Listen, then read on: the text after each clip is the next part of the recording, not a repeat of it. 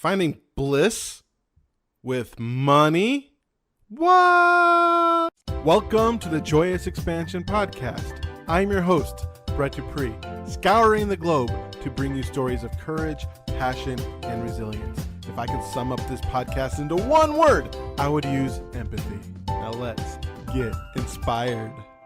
Welcome to the Joyous Expansion Podcast. I am your host, Brett Dupree, your Joyous Expansion life coach, champion of authentic joy, here to talk to you about life, liberty, and the pursuit of everything awesome. Yes, my friends, if you are one of the people who are listening to this every week, I apologize for being late. Life has gotten really busy for me. Plus, I am kind of coming towards the end of my interviews. After this, I have about 4 left. And so it's only like 4 more weeks of content. So slowing down doesn't feel so bad. But things will pick up. I'm going to try a free website to see if I can get more interviews that way. Or maybe I'll just have a couple of podcasts where I do nothing but talk about myself and my life and things of that nature, talk about my book, whatevs. My goal is to get 50 of these things out before I decide to maybe hang it up if it's not working out. I don't know. But I am going to follow through because that's what I am working on, as I told you from the beginning. That's why I'm doing this podcast, is to work on my ability to follow through. And sometimes in life, things don't go the way I want them to, and not getting any guests, probably partly because my schedule is just super busy now. Tuesdays and Thursday evenings are gone due to Toastmasters. Thursday is my regular club, and Tuesday is the club I am starting, the Light Worker Toastmasters. In fact, tomorrow is Tuesday, and which is today or whenever this comes out. I don't know if I'm going to put this out on Tuesday or probably just release it when it's out, because it doesn't matter. I worry too much about things that don't matter. I mean, seriously. If nobody is waiting on their bated breath to listen to this, why does it matter when I turn them out? Now, I wish I didn't release 3 at once, because that did me no good, other than make it so I have less weeks of content. I would have 2 more weeks to try to fill out some interviews, and I'd be feeling a little bit better about this. One thing that's funny, or fun, I got this sweet-ass domination deck that I got from Kickstarter. It came in the mail today. It's by Rage Create. And let's pull a card and see what comes up. There is a fun thing. It's pretty fun. I enjoy it. I bought it because it makes me laugh. It's, some people take spirituality too seriously. It leads to what I like to call spiritual bypassing, where you use spirituality to make your thoughts, your negative thoughts, try to go away instead of dealing with them. Or worse, deal with other people. For instance, I said something about something. I forgot what it was. It had nothing to do with spirituality. It was more along the lines of maybe about racism or something. And someone came up and saying like separation is an illusion. And I'm like, oh yeah, thank you for your spiritual bypassing. Of course, she continued on with something other spiritual and whatnot. Or something along the line of sorry I was so offended, but she is at peace. And my response, of course, was she was delusion in human form.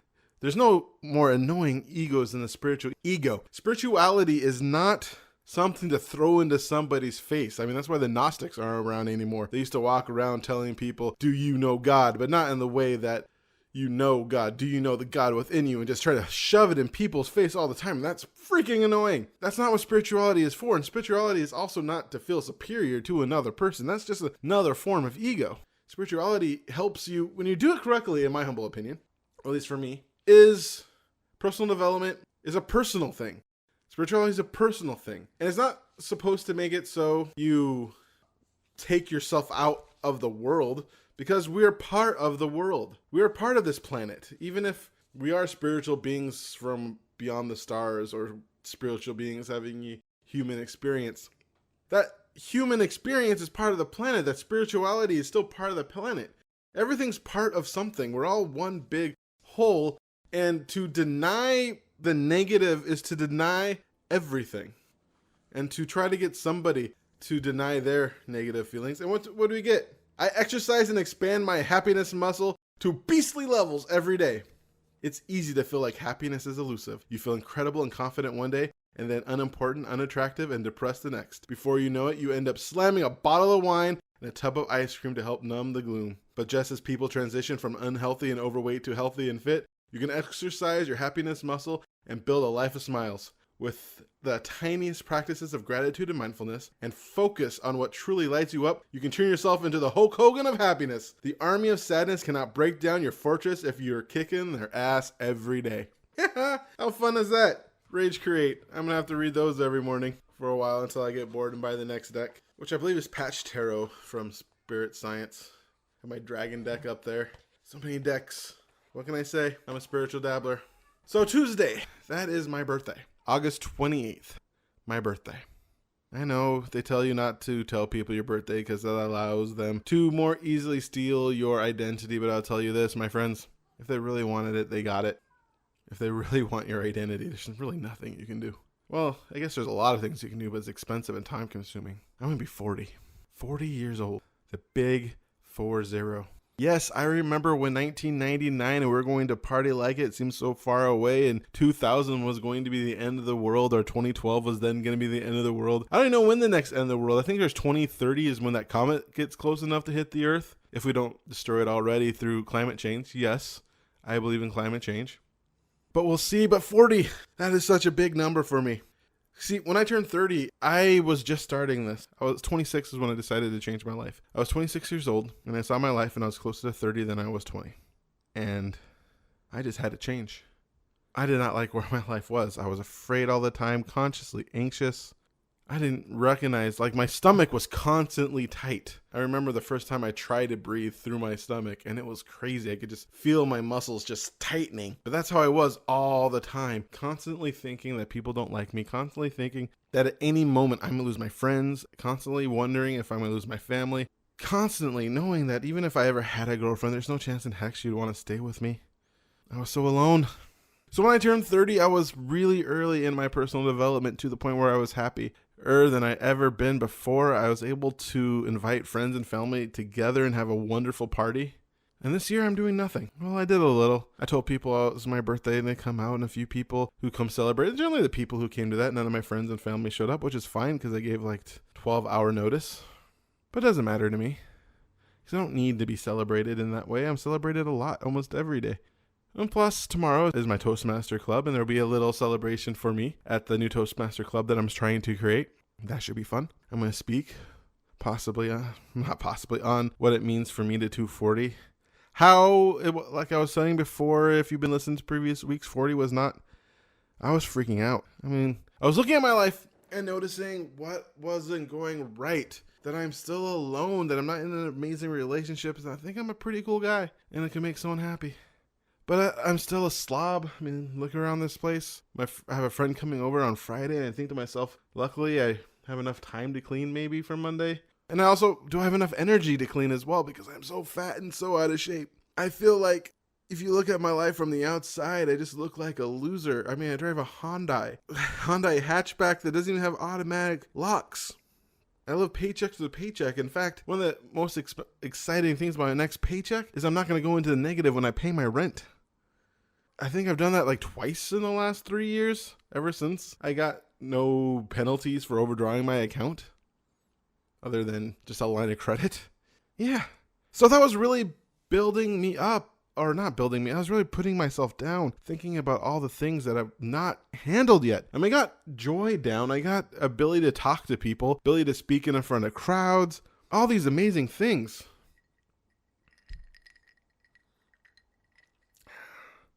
Yep, that's the last day of my 30s whiskey. And a lot of things I'm very proud of, but then there's the simple things, like I'm not successful feeling at all as a life coach, public speaker, and all that jazz. I'm starting this podcast and it feels like nobody's listening. And that was frustrating and just felt like nothing I do works. Even though it looks like this Toastmaster Club's going to take off, so that's going to feel good. But just looking at everything, it was starting to really bother me. But then I remembered the promise I made almost 2 years ago, this November 7th, I believe, when Trump was elected, as that was a very low moment in my life. But not just because Trump got elected and I've started to fear for the world because he's a terrible human being who is a charlatan and did a great job of playing into people's fears to become elected and now is taking advantage of those people. I mostly feel sorry for his supporters at this point. I don't realize how little he really cares about them. Not only because of that, but that was depressing. Not like I was the biggest Hillary fan. She seemed better than Trump, but so would a stick of butter. Stick of butter 2020. That Friday before the election, I was fired from my job. The second job that year, I was fired. And I was looking at my life and wondering, what am I going to do?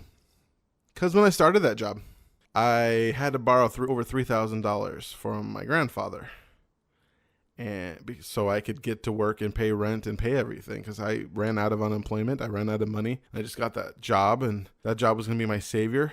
And I was extra stupid. I bought Yelp ads and did that contract. And that was like $1,400 I didn't have, that didn't allow me to catch up. So I was to the point where if I just lasted through December, I would have got ahead. And the same thing, because it's a 3 paycheck month, and the same thing happened with my last job. If I just lasted one more month till June, I would have got ahead. And I kept on feeling like just so behind and flooded. And I just finished at that time declaring bankruptcy. And if you ever declared bankruptcy, that is stressful. You have people calling you at all hours wanting their money, and you don't have it. You're like, I want to eat, and they don't care. Their job is to try to get you to pay and scare you to pay. But I had a lawyer. She was helping me, and the bankruptcy went fine. But I felt bad about myself. I felt like a loser. And I got over 390 pounds, maybe 400 even. Again. It was just so low. And the thing is, a year before and it wasn't just a year before that I had another revelation of how I let my anxieties push me. So I was almost to the point where I was feeling like I was on the way up again. But instead of on the way up, I was on the way down. And I made a decision that I want to live a life where my outside reality does not affect my inner reality. The perfect saying that I heard is from Les Brown, the old African improv proverb. When there's no enemy within, no enemy on the outside can do harm. The enemy on the outside can do no harm. And I decided that I was going to live that way. So there I was, becoming 40, 3 or 4 months ago. Probably about 4 months ago this happened. And I was freaking out. And I recognized I didn't want to freak out, because that's my goal. That's what I want to be. I want to be this luminous being that understands what it means. And for the people who think that's impossible, it's not impossible. It's just improbable. I'm not looking for perfection, really. If I just improve to the point where most things in my outside reality doesn't affect my inner reality, then I'm doing great.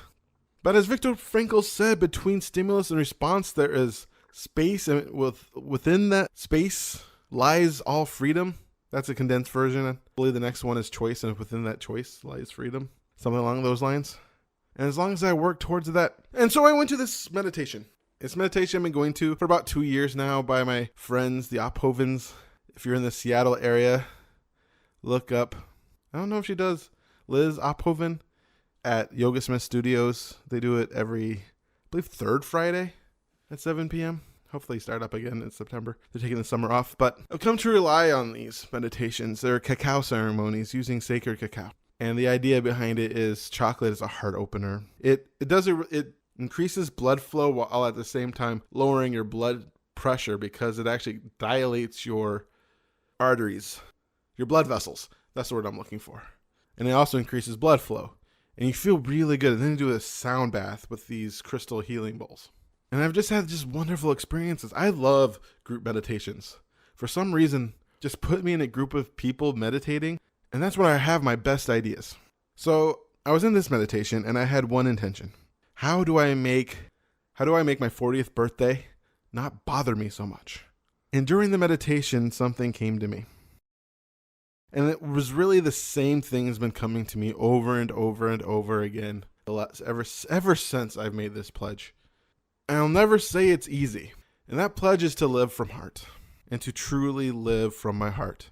So I was talking about last week, falling in love with life, but just loving the situation as is. Because anytime you want something to be different and you're trying to force it to be different, that is when you suffer. That is when I suffer. That is when I do what I do best, which is look away from the situation. And every time in my life when I look away and not deal with the situation, it has never helped me. In fact, I just ran into this again with PAX tickets. I just assumed that they would coming here, and I was wondering why they weren't here. And then I learned today they got returned back to sender. If I dealt with that when it happened on the 18th, which is like a week ago, I wouldn't be so uncertain today. Same thing happens with my car. I keep on not taking it in, worried that I can't pay for the extra work that's need to be done. But the work still needs to be done. It just makes it so I had to buy new tires because I didn't get my wheels aligned and the treads start coming off, and that's freaking dangerous. That's $200 and something I should not had to spend. And I only had to spend it because I looked away and not dealt with the problem. I didn't look at my car through heart. I didn't look at those PAX tickets through heart. I just put them away, thinking they would get here, thinking everything will work out, but not looking through heart and just monitoring. It's not that big a deal. I mean, I had the credit at the place. I just didn't want to deal with my brakes, which of course needed to be changed. But if I waited longer, the rotors would be bad and that would be more expensive. See what I mean? Escaping has never helped me. And there's nowhere I escape more than with money. Which does bring me to my guest, Briana Cavanaugh. I should really ask these people how to pronounce their names. Briana Cavanaugh is a money coach, and I can be honest with myself. There's practically no place where I close my heart more than dealing with my money. So, talking to her this week is kind of kismet. Briana Cavanaugh is a financial bliss mentor. She loves helping people really get money and finance and feel powerful about making money on purpose. She helps people understand money and what it is and what it isn't, and how they can transform their relationship from being in debt, anxious, overwhelmed, to one of ease, confidence, and bliss. Her money journey has been about going from a tech professional to welfare mom to six-figure entrepreneur. She's had an accounting practice since 2006 and is certified in QuickBooks Online and Profit First at the highest levels. She's helped holistic practitioners, artists, and creative types and financial feast or famine so that they can focus on living, bringing their passions into the world. Hey, Briana, welcome to my podcast. Hey, Brett, how's it going? It's going absolutely amazing because you're here. Aw, you're so sweet. So it says here that you are a financial bliss mentor. Can you tell me a little about that? It's true. It probably does say that because that's what I do.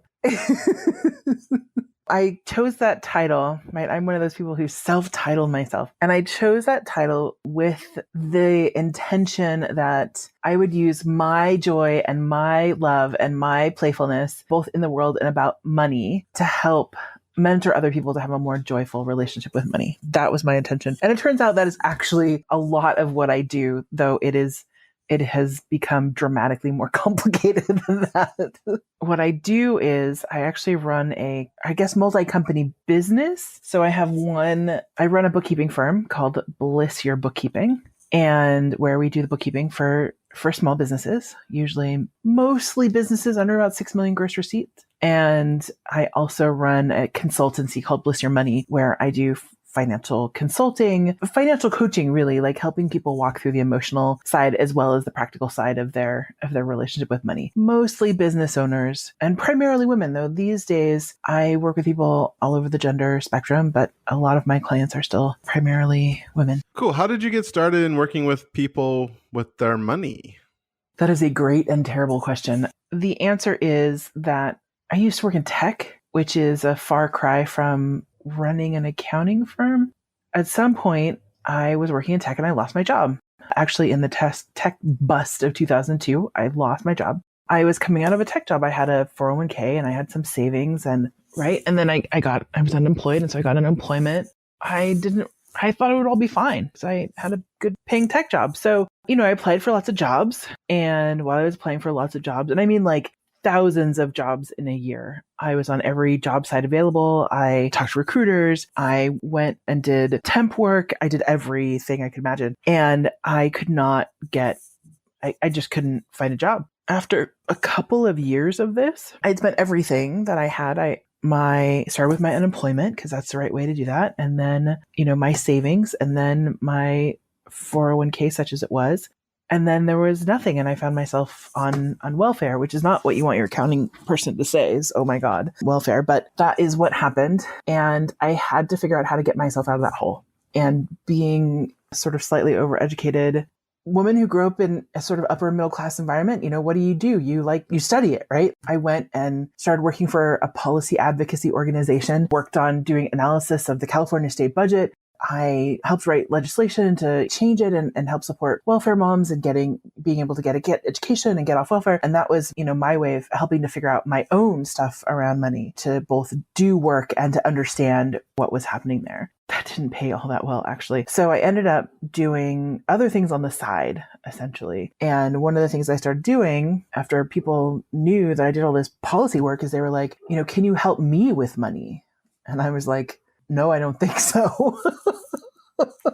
But then I would sit down with it anyway, and then I would help them. And as a result, people would ask me, business owner friends would be like, hey, can you do my bookkeeping? It was in some ways kind of bizarre to make a shift from being a tech person who goes and has a job and comes home and to being someone who's helping people and then they're paying me. And then I have this sort of consultancy. That's basically how I started my bookkeeping business. It was not, a lot of people are like, I'm going into my business for myself and put a stake in the ground and they do things and they get a business license. And then they're like, okay, I'm ready. And I was, oh, whoops. I tripped and stumbled over this tech thing into policy and now suddenly I do accounting. Ta-da!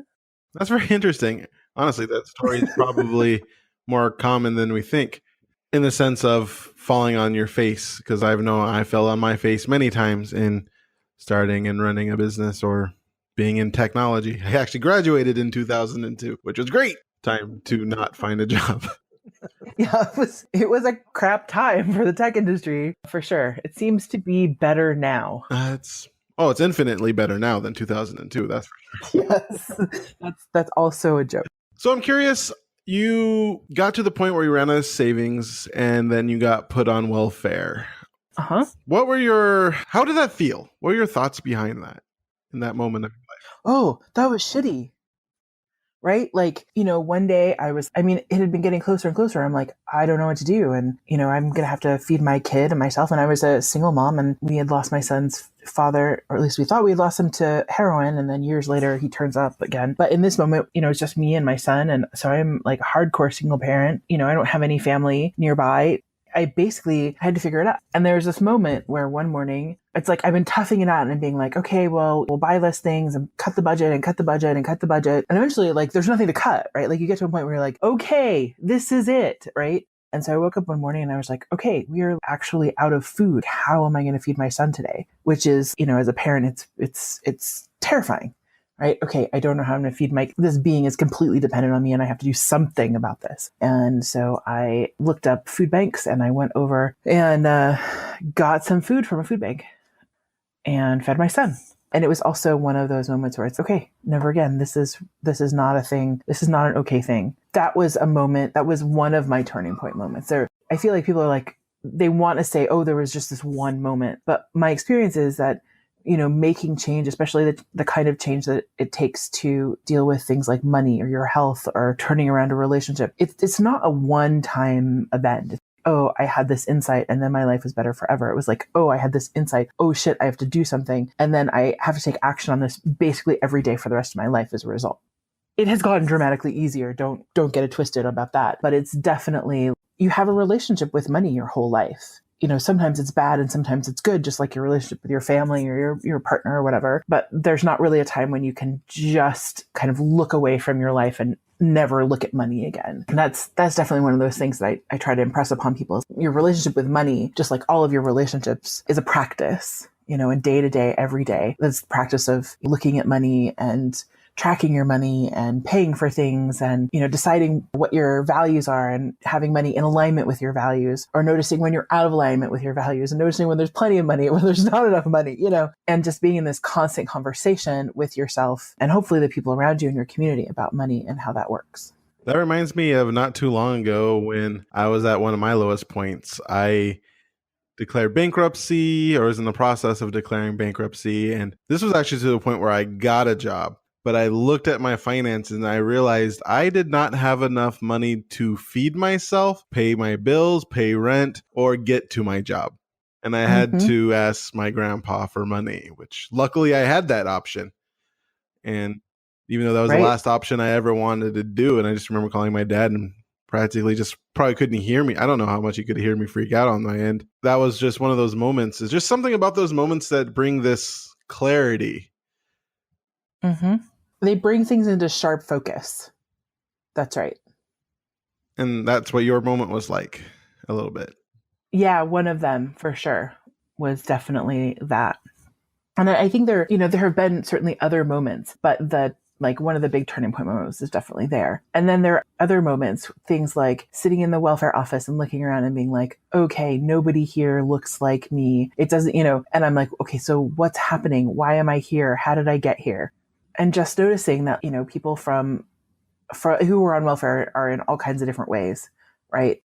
Being able to dissolve my judgments, but also, again, sort of doubling down on, okay, this needs to be different for me. I do not want to spend all my days sitting in a welfare office. I don't want to spend my time, having to fill out all this paperwork. It's so much work, actually, to be poor. The endless amounts of paperwork and the worry. And that is not to say that everybody has a way out either. This is one of the, I think, nuances of the conversation around money. There's in some ways an assumption that if we just work hard enough, things will change. I think if you can get to the point where you're, doing things like listening to podcasts about money and studying it, and then you have the choice and the ability to make the kinds of changes that generally I help people with and talk about. But I do think, and I think this is important, is to acknowledge that there's a level of oppression. I think it has to do with a lot of things, class and race and oppression, where some people don't get to the place where they can even ask those questions. And while I think there's a lot of judgment that's like, if you don't do this, it's, blah, blah, blah, it's your fault, all this victim blaming stuff. I actually don't believe that. I think that some of us have enough privilege to be able to be in this conversation. And that gives us like an obligation and a responsibility to educate ourselves, but also to take action, to change, to work on the systems of oppression and to educate other people. And more than that, to love people up so that we can be together in community making change. Yeah, that's a very great message that I agree with 100%. So you get to this point where you're on welfare, you decide to make this change, and you keep on pushing forward, and you learn a bunch of things about money, start making policies, and then all of a sudden people started to ask you to help them. How was that? Awkward. Yeah, it's okay to laugh. I feel like I say something funny and then there's silence. It was totally awkward. I feel like I can really clearly say right now, I'm an expert on accounting and bookkeeping, and I'm even an expert on how to run a business, right? These are things I've been doing for a long time. I know how to do them. But in the moment where I'm starting up and I'm talking to people about, oh, I'm doing this work and I'm so excited about it, and then their response to that is, oh, could you help me? And I was like, wait, what did you say? What? Why? I'm confused, because it didn't start out being my intention to change the lives of the people around me, right? My intention was just to make sure I could feed my son and get out of poverty myself. So yeah, my experience was, it's hella awkward. So do you feel yourself as a natural entrepreneur, or this is just something that you had to grow into? A natural born woman. I'm a natural entrepreneur. I think that my personality is really well suited to entrepreneurship now that I know about it. I think if these things hadn't have happened, I would have gone along for a long time, having a job for a couple of years, not really liking it, wondering what was wrong with me, getting a new job or getting fired, getting a new job, being excited about that, working really hard, trying to figure it out, it not really working, leaving it, getting fired, going to another job for a couple of years, because there's nothing wrong with me, right? In fact, I'm super brilliant, but I definitely have the entrepreneurial style. Like, I'm really great at kicking things off and getting them started and getting people excited about them. I'm really crap at finishing projects. But with a staff, we do great at finishing projects. But be by myself, I have an endless number of, half-done things lying in shambles around me. Recently, I was watching an episode of Queer Eye, the new Queer Eye, which I love. And there was one of the early episodes is this guy who's an entrepreneur, and you look at his house, and like Mike's house is way cleaner than his house, but he identifies all these like half-done projects. I'm like, oh my God, that is my business. because it's really easy for me to start things as an entrepreneur, and it's not super easy to complete things because my energy goes towards creating momentum and loving people up and creating, innovative spaces and appreciating people. And, that's who I am. And wrapping up all the final details, I can tell people what the details are, but it's really works better for me if other people are the detail people. Unfortunately, there are a lot of people who are really good at that. And so I hire those people to do those things. Tell me the story of the first time you actually hired somebody. Was there anxieties about that? Oh, the first time I hired someone. So let's see, I want to say that was 6 years ago. And I hired another bookkeeper to help me. I must have been like 5 years ago. So, and this turned out to be not that long before my mom died. Spoilers, this is not a good story. Does not have happy ending. I guess it kind of does, but like, this is not the easiest story ever. Where I hire someone, and my company, where I intended to create a company where people can work remotely rather than being side by side with me, so that we can all have some amount of entrepreneurial freedom, which is my preference, to be able to be location independent and, time flexible and all these things that we, people want from entrepreneurship. But I actually built a business that does that. This guy was kind of working on his own. He wasn't exactly getting all this stuff done. It just wasn't super great. And at some point, my mom went into what we later discovered was her death spiral. And I wasn't able to be as attentive as I wanted to either. And so I found myself in this position where I didn't really know how to manage just one person on my own. And in retrospect, there's so much that I've learned about hiring and who to hire and when to hire and how much to pay them and, how much capital you need in order to hire someone, and the projections and the budgeting and allocating staff hours and, all these things that, in that moment I was, shrug about very many things. I don't think I was as anxious about hiring him as I was about my next 3 or 4 hires, right? Because when one of them went awry, I was, right? Maybe this is not as easy as I thought it was, because I'd had people work for me before when I was at other places. So I thought, this will be fine. But hiring someone for my own company is very different than being on somebody else's payroll and hiring to their specifications and dealing, and it's their HR and all of that sort of stuff. It's a totally different. So how'd you get over the fear of hiring the next person and the next person? How'd you push through that? I think the short version is I took a breath and I pushed through. The consequences, there are consequences of my anxiety, which were I delayed, I waited, I hemmed and hawed about it. I wasn't sure how to do it. I think for me, the question really is what happened? How did I get over it is a series, again, it's one of these series of making ever more interesting mistakes. It's basically how I think of it. So I hired the next person, and I did a little more looking before I hired them.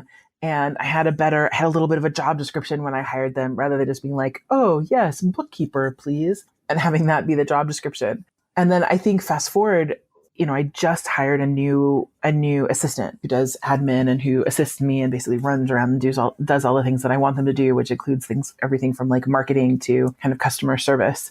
I've learned to do things like give them certain kinds of tests and review their resumes in a certain way and, make sure that I've budgeted a certain amount. But I think on some level you're asking me what was my emotional process? I was anxious. What did I do? The difficult thing is I delayed, but how I got over it was just to take action, was just to basically dust myself off, use my resilience practice, do it again and do it again and do it again and ask people for help and read books and mess it up and do it again. And I'm not sure that there is any other way if you're going to do it yourself. You can hire consultants, but really as entrepreneurs, it's we have our whole milieu is all about the thing that other people would say, fail faster. And there is some truth to that. But I think, just being an entrepreneur, I think at least to a fairly large degree, you have to be someone who's willing to take risks and keep taking risks. Otherwise you're going to fail. And I don't mean fail you're going to make mistakes, because that will be true. What you will do is you just won't get any traction if you're not willing to risk and fail, because the things that are really going to move the needle in your business are things that are going to be uncomfortable. That's really awesome. I love the way you talk about the fact that you have, shared with us that you failed a bunch. That's really cool. Yeah. Thanks. I didn't. I mean, I also think I have pretty good modeling, right? When I listen to the biographies and especially the autobiographies of other leaders, I hear a lot of that. And I feel very lucky that, when I was first in college, the guy who was the head of piece of the college was like, okay, your job is basically to try things and fail at them over and over and over while you're here. And I was like, that's so terrible. But it turns out to be like approximately 1,000% true. And trying things is really the key to figuring out if they're going to work more than anything else. Like more than reading about them, studying them, getting consultants. The thing that's going to help you figure out if it's going to work or not is that you're going to try it. Yeah, that's awesome. I really like that. Much better than when Yoda, do or do not, there is no try. Because of course there's try. I mean, I feel like there's constantly, I think that the thing that quote actually refers to is a different idea, which is the idea of commitment. If you've ever done improv and the idea of the yes and game, or somebody gives you a line and you just would be like, yes and blah, blah, blah, right? Which is if you've ever seen Whose Line Is It Anyway, their whole shtick is about that. It's like, all right, you're pretending that you're my daughter. That's super awkward, but fun. Hey, let's go, and you can't really back out, right? And I think that quote is really referring to, are you going to commit? Like, if this is this important enough that you're going to be all in? And I think you can really try something and be all in and still fail and learn something from it. Just because you fail at it doesn't mean you weren't committed to it, and doesn't mean you can't get something valuable from it. Oh yeah, that makes a lot of sense. And one area people fail constantly with is money. That is so true. So how do you help people get over their fear of failures and success when it comes to money, increase their financial bliss? I have a lot of ways. There are two main ways in my business. There are two main ways. I guess there are three main ways. One is we help people do their bookkeeping, right? You go to blissyourbookkeeping.com. That site is really focused on, let's help you track your money, because you can't, if you're not tracking it, you can't change it. If you don't know how much is coming in and how much is going out and where it's going, you're not going to be able to successfully make any kind of changes or have any kind of metrics or even be profitable, because there's no shot at being profitable if you don't know what your metrics are. It's literally impossible, because implied in profitability is that you know your numbers, and that the in number is bigger than the out number, right? And that means there are numbers. We specifically do bookkeeping for profitability. We help people get profitable and set those metrics and do that work. So that's one side. The other side is the business I've been running for a long time called Bliss Your Money, which you can find at blissyourmoney.com. That is all about mindset. I teach classes, our most popular, which is called Financial Clarity Now. And it's really about helping you get financial clarity, forming great financial habits, being in a community of people who are also forming great financial habits, because support is a key critical piece of being able to make change, is having support and accountability. Getting information in the class, getting support, getting accountability, so that you can stabilize your nervous system and your habits and make change. And then the third way is I do financial coaching. And if you want to meet me directly, you could reach me through either of those websites. blissyourbookkeeping.com is probably the best one right now. And you could email us. And really what I do is I walk individual, usually C-suite entrepreneurs, so principals, heads of companies, or solopreneurs, through a process that helps them get clear about their money, get clear about their values, get clear about their metrics, put metrics in place, look at the mindset, overcome the mindset in a one-on-one way. So those are three great ways to make change. Looking over your bio, specifically point out holistic practitioners, artists, and creative types. What is the specialness about working with it? My special sauce? Yeah, about working with them. What makes them special that you want to point out, and what makes you there to help them? I feel like I am uniquely suited to help people who don't feel like they're any good at money. And those people often identify as artistic or holistic, or they're doing some kind of interesting, weird, freaky business. We work with holistic practitioners, we work with sex workers, we work with people who are doing new innovative businesses, Burning Man types. All of these folks who have a real creativity and creative spark, who often say things like, "Oh, I'm terrible at numbers. Oh, I'm bad at math. Oh, I just don't understand that. I just don't get accounting. I just don't get money. I've never been very good at it." Because in there lies a massive amount of untapped potential.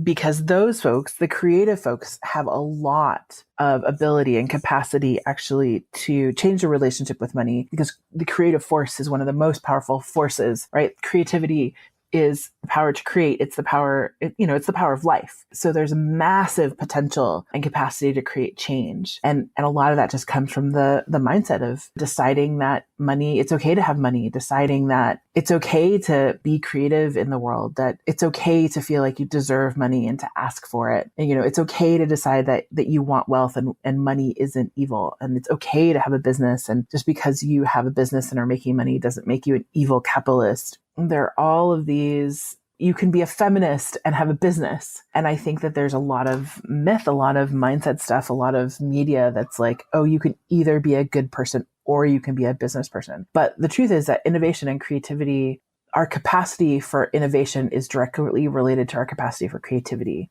So there's a deep, like I said, capacity for creating change. I walk the line, and I've always walked kind of between the worlds of deeply technical and very deeply creative. And as a result, I can translate those ideas. I can translate those ideas for folks who don't get them. It's like my superpower. Reminds me of all the movies I watched in the 80s where the evil businessman was going to shut down our rec center. Yeah. Yep. Shut down our rec center or our park, or, take away the land for the thing that we were playing in, or, they're going to buy up all these land and knock down our homes and put in a freeway, right? Tons of things that are like, business is evil and it will take over your life and eat your soul. Yeah, it's awesome that you can help us creative non-money types with getting to the point where money can be our friends and not be the root of all evil. Yeah. The other day, my sweetheart, I was getting into bed with my sweetheart, and I said, oh, hey, could you move your knee? And he said, you better watch out. And I was like, about what? He's like, my knee is the root of all evil. And it just made me laugh, right? And I feel like because we put together this like idea that this thing, money, which we created, right? Humans created money. It's not like they're rocks, right? Or whatever. Like we created this thing and then we're like, no, it's evil. And it just kind of cracks me up in a similar way. It's like, recreated this tool. We get to figure out how to use it any way we want. And the idea that like, oh, it's all evil or all whatever just means that we've given up agency. We've given up the idea that we have any choice about it. First of all, it's crap. Like, it's just not true. We created this thing. We have agency to make it different. Wow. Well, thank you so much for being part of my podcast. You're welcome. One thing I do love to ask everybody to do is to give a 1 minute of motivation, a final word where you can condense your one thing you really want people to take home and condense it into a minute. Okay. I'm up for the challenge. Let's see. So first thing, since I get a whole minute, is that you are a treasure, and that if you don't get your gift into the world, it will never be given. If the thing that's stopping you from giving your gift in the world is money, you should reach out, because money is not something that should ever stop you. I want you to live from your heart and your joy, and to really be able to live like full out and bring your love, your compassion, your humanity, your vulnerability, because those things lead to creativity, innovation, and change. The world is completely desperate for your innovation, for your inspiration, for your ability to make change and connect and love other humans. Take that seed of whatever that is inside of you that you're just dying and longing to do, and do it. We need you to do that now more than ever in the history of our world. We need you to bring your brilliance and shine your light in the world. Awesome.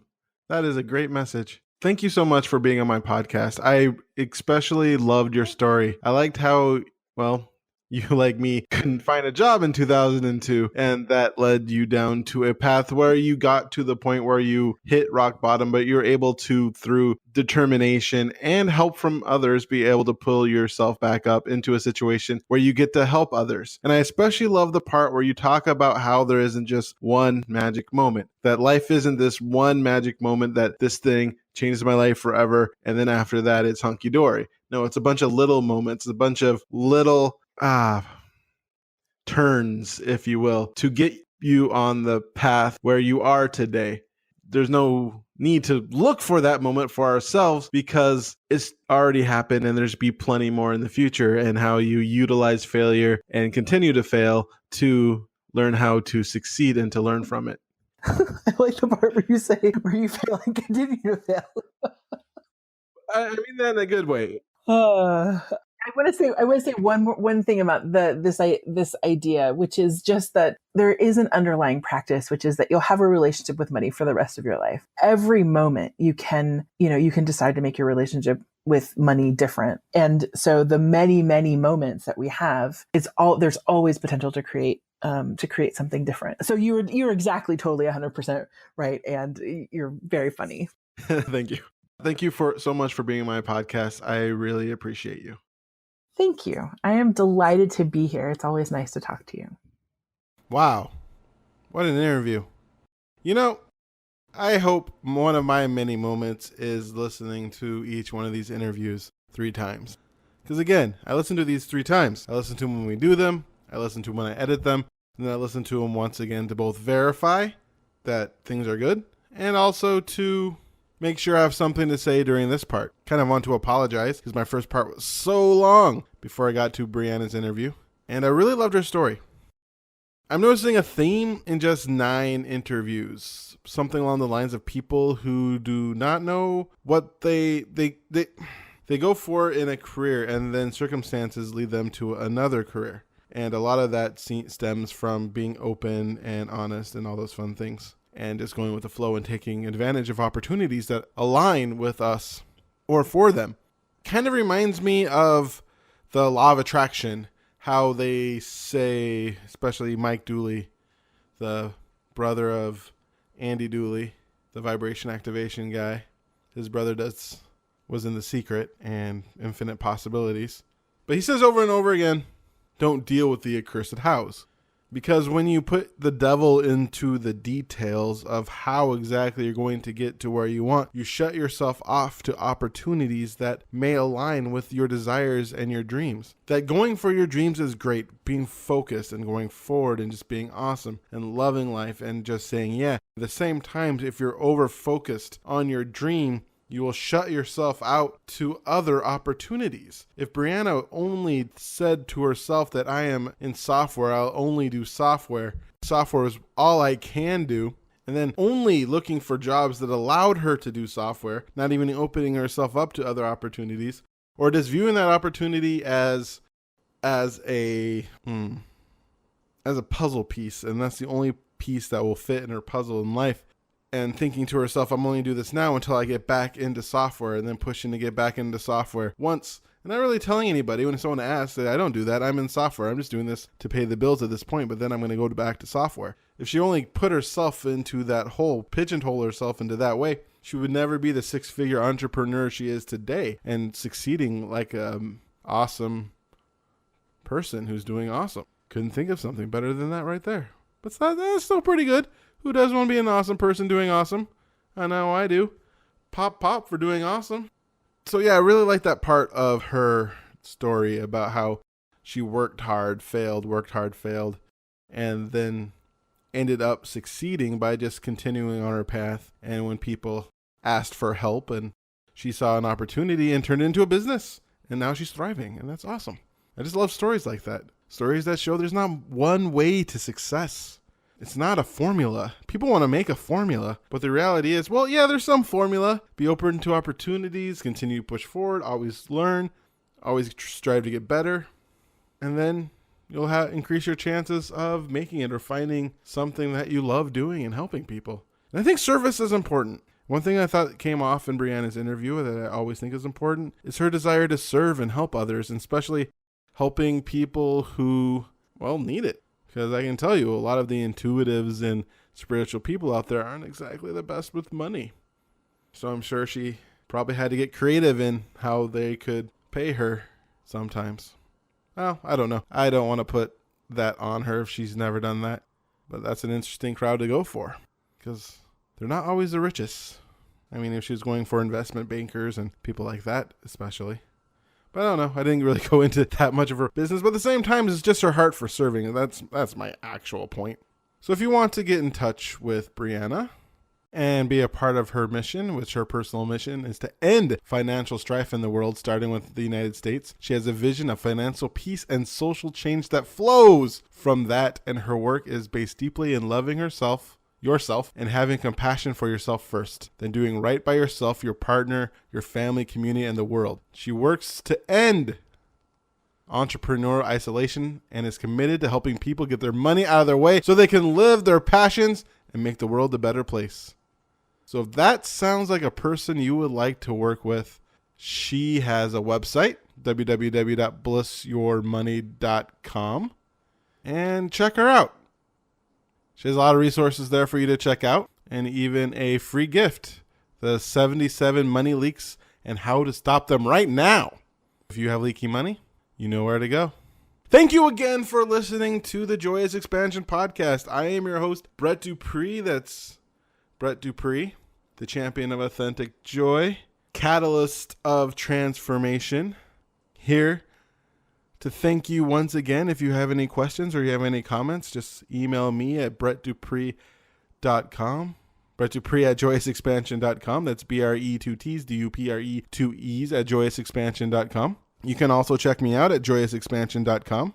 Also, if you want to catch up on any of my podcasts, just go to pod.joyousexpansion.com. There you'll also see my free gift that I'm going to give you, as well as my one, at this point, affiliate link to Acuity Scheduling, the best scheduling service ever. I probably would have quit this already if I didn't have such easy peasy scheduling with Acuity. It's freaking simple. I love it. So I thank you again. I truly appreciate you. I truly appreciate everyone who spends time to listen to my rambling. Anytime anyone listens to anything I do, yes, sometimes it does feel like I am yelling into the vast void of nothingness that is the internet, with no one listening, no one paying attention. But at the same time, I know as long as I follow my heart and keep on pushing forward and love what I do, because I really do love doing this, talking to you right there, because I love you, interviewing these amazing people and listening to their stories and just being inspired and excited, and just, I love doing this.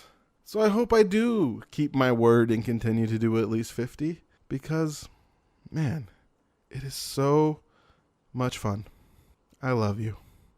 And I remind you again to be love, to be joy, to be awesome. Now play my jingle. JoyousExpansion.com. JoyousExpansion.com. Come and say hello to Brett Dupree. He is an inspirational life coach, good for you and good for me. He turned my life from grey to blue, I'm sure he'll do the same for you. Get in touch and you'll see your life will change dramatically. JoyousExpansion.com. JoyousExpansion.com. Yeah.